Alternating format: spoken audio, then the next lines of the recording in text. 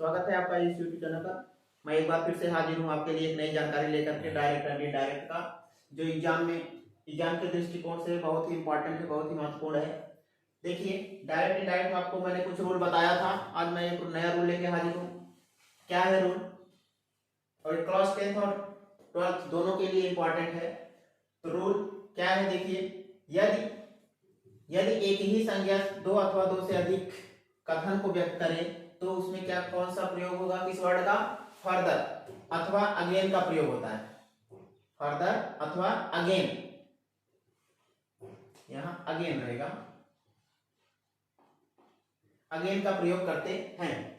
देखिए, अब जैसे आपका क्या दिया डायरेक्ट में एग्जांपल दिया, एक हमने आपको लिखा है, Ram said to Shyam. Ram said to Shyam, Ram ने श्याम से कहा, comma inverted comma, are you going to market? क्या आप बाजार जा रहे हैं? तो ये आपका क्या है? Are you going to market? Please bring a pen for me. कृपया मेरे लिए क्या लेके आना? कलम लेके आना। अब इसमें देखिए दो सेंटेंस है। एक तो क्वेश्चन पूछा है, क्या?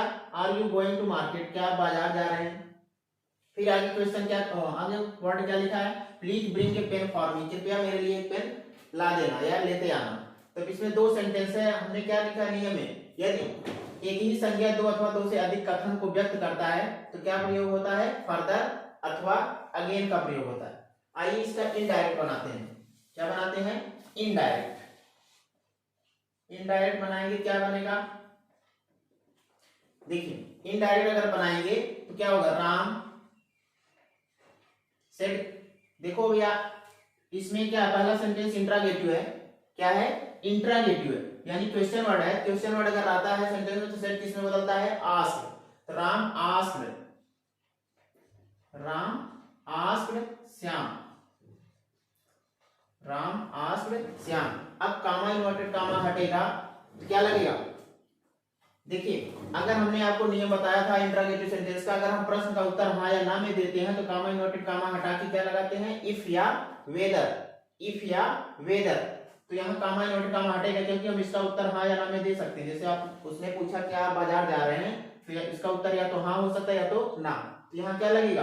कामा इन्वर्टेड कामा हटेगा, इफ लगेगा, दैट नहीं लगेगा यहाँ, क्योंकि इंट्रागेटिव में नियम है अगर प्रश्न का उत्तर हाँ या ना में देते हैं तो वहां कामा इन्वर्टेड कामा हटा के क्या लगाते हैं? इफ।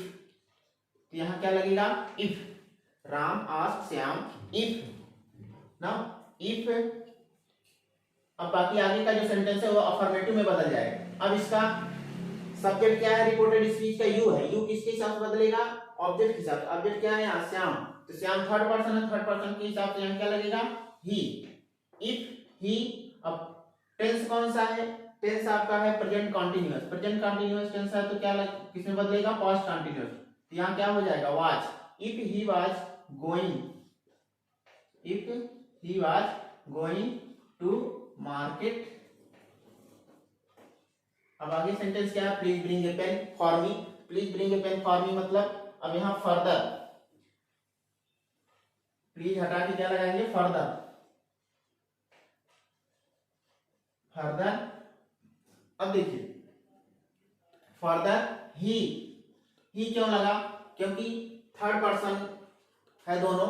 यहां आपको आगे वाक्य को जोड़ने के लिए राम के स्थान पे क्या लगाना पड़ेगा? ही। फर्दर ही रिक्वेस्टेड, क्योंकि देखो प्लीज लगा है तो रिक्वेस्टेड में बदल जाएगा। Please he requested, he requested,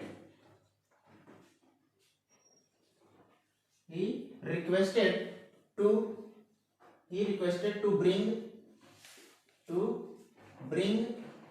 a pen for me है। मी जो है थर्ड पर्सन है, थर्ड पर्सन है तो किसके साथ बदलेगा? रिपोर्टिंग वर्ब के सब्जेक्ट के साथ। तो राम है तो राम क्या होगा? ही होगा, लेकिन ही के यहाँ ऑब्जेक्ट के स्थान पे यूज हो रहा है, क्या होगा? हिम होगा ना। तो बहुत ही इजी है यह आपका, बस केवल रूल आपको थोड़ा ध्यान देखना है। यदि एक ही संज्ञा के द्वारा दो काम हो रहा है, दो कथन व्यक्त किया जा रहा है तो उसमें फर्दर या अगेन का प्रयोग करते हैं।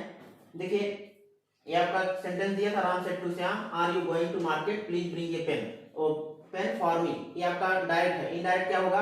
Ram asked Shyam if he was going to market further. अब यहाँ आपको प्लीज हटेगा, कामा हटेगा, क्या लगेगा? Further he requested to bring a pen for him, to bring a pen for him। तो आइए देखते हैं एक अगला एग्जाम्पल। अगला एग्जाम्पल इसी देख लेते हैं। देखिए क्या दिया है, महेश सेड टू रामू। जैसे डायरेक्ट में आपका क्या दिया है, Mahesh said to Ramu, comma inverted comma, comma inverted comma. अब आपका सेंटेंस क्या है, are you eating a apple, are you eating, are you eating an apple,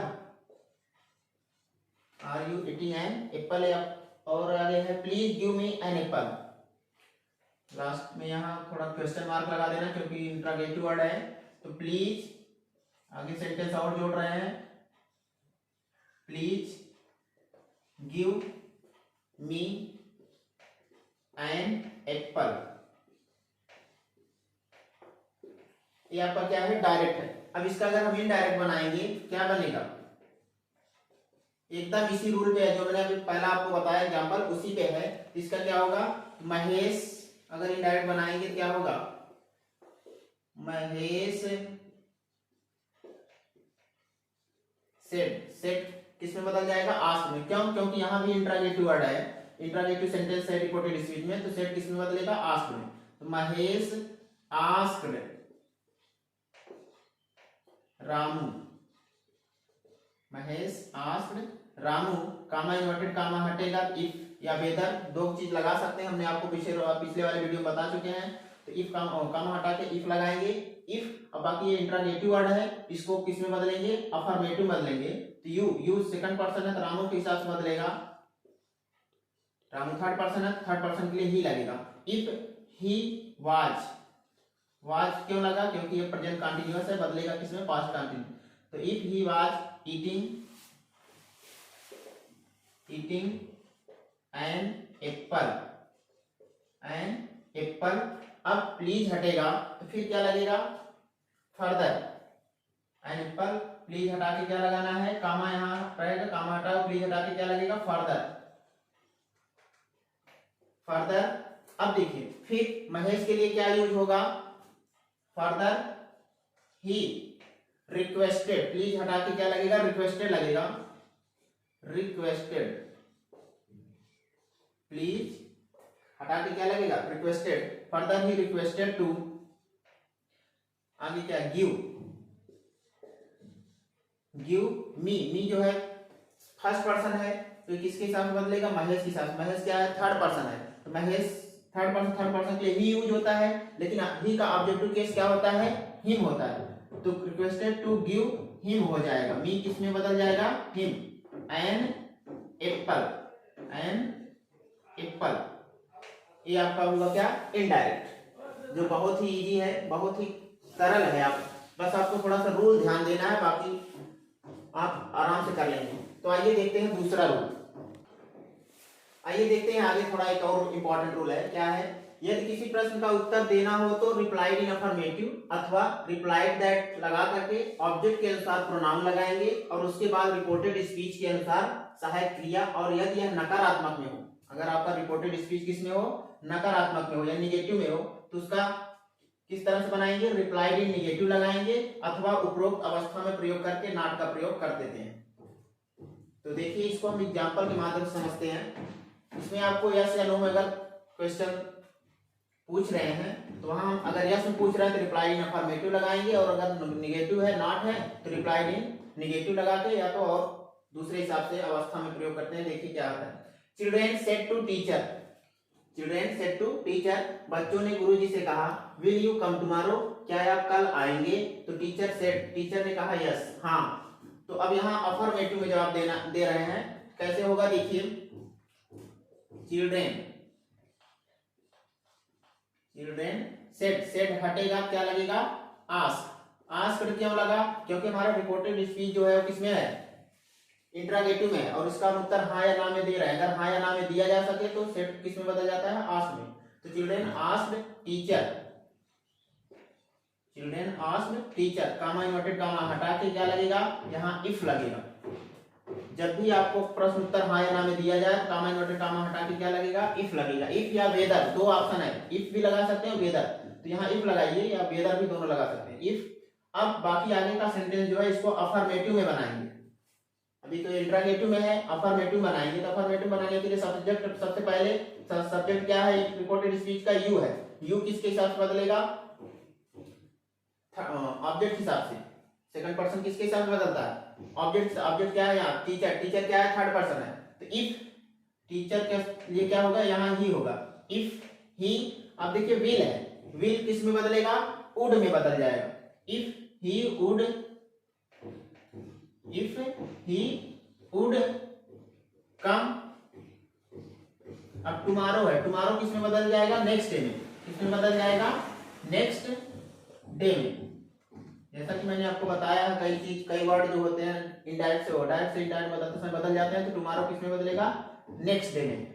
अब टीचर सेड यस, टीचर ने कहा हाँ, इसको क्या करेंगे, तो टीचर सेड यस का होगा क्या, teacher replied,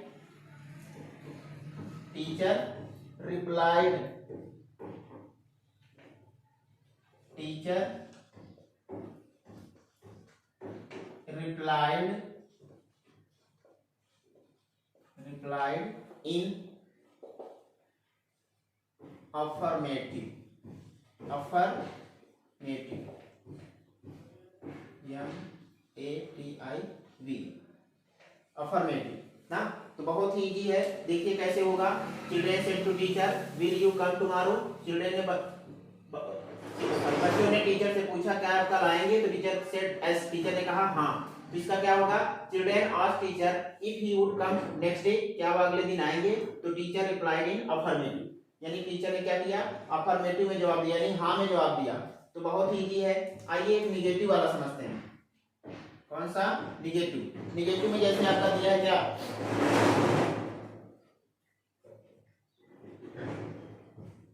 Rohan said to me, Rohan said to me, comma inverted comma. अब आगे पूछ रहे हैं will you teach me, will you teach me, question mark, comma inverted comma बंद। तो I said no, I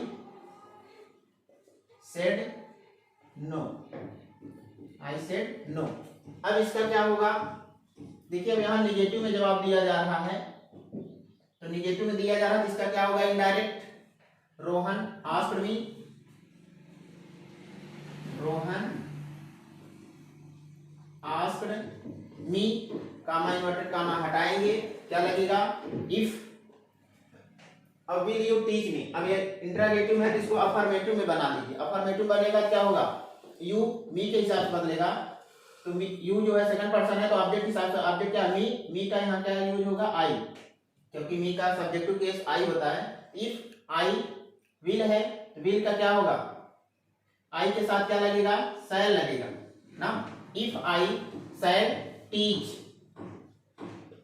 teach ना, आई शैल टीच मी, मी हट जाएगा, क्या लगेगा, हिम लगेगा। रोहन के हिसाब से यहाँ थर्ड पर्सन, फर्स्ट पर्सन है तो थर्ड सब्जेक्ट के हिसाब से होगा, तो यहाँ ही होगा। If I shall teach him, तो आई आगे सेंटेंस है, निगेटिव में है, जिसका क्या होगा ना, आई फर्स्ट पर्सन है, किसके साथ बदले, रोहन के हिसाब से। तो ही replied, he replied in negative, he replied in negative, he replied in negative. बस हो गया। तो देखिए रूल क्या है, रूल समझिए।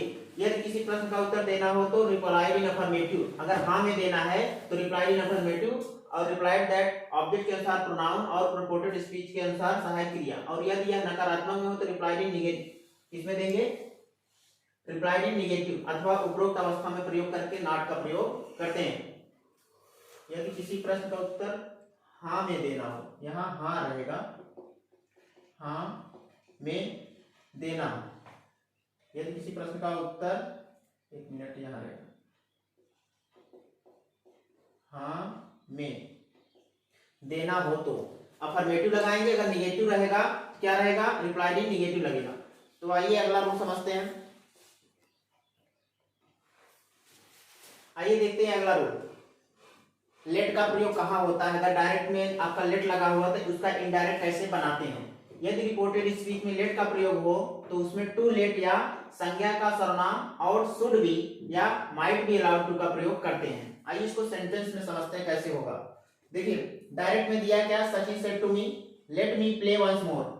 सचिन ने मुझसे कहा मुझे एक बार और खेलने दो। लेट का प्रयोग हम वहां करते हैं जहां अनुमति लेना या देना होता है। तो यहाँ आप देखिए इसका इनडायरेक्ट क्या होगा, सचिन सेट किस में बदल जाएगा, रिक्वेस्टेड में। क्यों रिक्वेस्टेड में बदला? क्योंकि यहाँ विनती करेंगे ना, वहां आदेश या जबरदस्ती नहीं कर सकते। तो खेलने के लिए आप पूछ रहे हैं तो रिक्वेस्टेड लगेगा, सेट हटेगा क्या लगेगा, रिक्वेस्टेड। सचिन रिक्वेस्टेड मी। अब नियम में क्या कहता है, लेट का प्रयोग हुआ हो तो टू लेट, या तो आप टू लेट लगाइए काम इन्वर्टेड काम हटा के, या तो शुड बी अलाउड टू या दैट लगा के should be might be allowed, ये आप प्रयोग कर सकते हैं। तो यहाँ हमने क्या लगाया, एक टू लेट का भी प्रयोग करके दिखाया और एक should be might be allowed to का भी। देखिए Sachin requested me, comma inverted comma हटेगा क्या लगेगा, टू लेट, बस यहाँ टू जोड़ देना, लेट तो पहले से ही लगा है, बस टू जोड़ देना, टू लेट। अब मी फर्स्ट पर्सन है, सब्जेक्ट के हिसाब से बदलेगा रिपोर्टिंग वर्ब के। सचिन है, सचिन के लिए क्या लगेगा, हिम, क्योंकि ऑब्जेक्टिव केस है तो सचिन के लिए क्या लगेगा, हिम। वैसे तो ही होता है लेकिन ही का ऑब्जेक्टिव केस क्या होगा, हिम। तो Sachin requested me to let him play once more. बहुत ईजी है, बस आपको प्रोनाउन चेंज करना है और कामा इन्वर्टेड कामा हटा के टू लगाना है।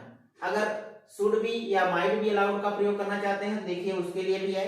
तो सचिन रिक्वेस्टेड कामा इन्वर्टेड कामा हटा के क्या लगाएंगे, दैट, फिर उसके बाद क्या जोड़ेंगे, सब्जेक्ट लिखेंगे, मी के स्थान पे जो रिपोर्टिंग हो, मी के स्थान पे क्या करेंगे, फर्स्ट पर्सन है, फर्स्ट पर्सन के हिसाब से क्या लगेगा, he, that he should be allowed to play once more.